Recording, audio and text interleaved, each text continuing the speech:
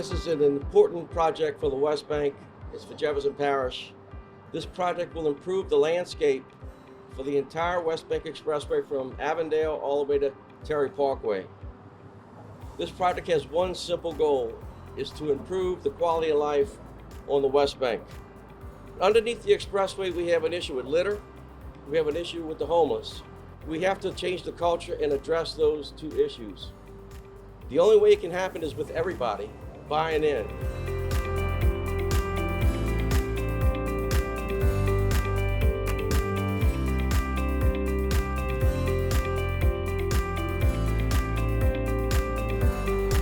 Sometimes we get beat up on beautification projects. People want to know, why do we spend money for plantings or enhancements on our neutral grounds and everything? But you know why? Because you're selling something.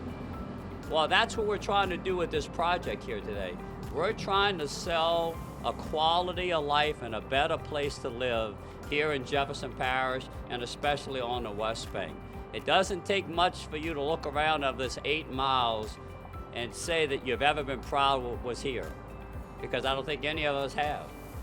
So after today, this first phase will be taking every major intersection and making it an improvement, and making an enhancement.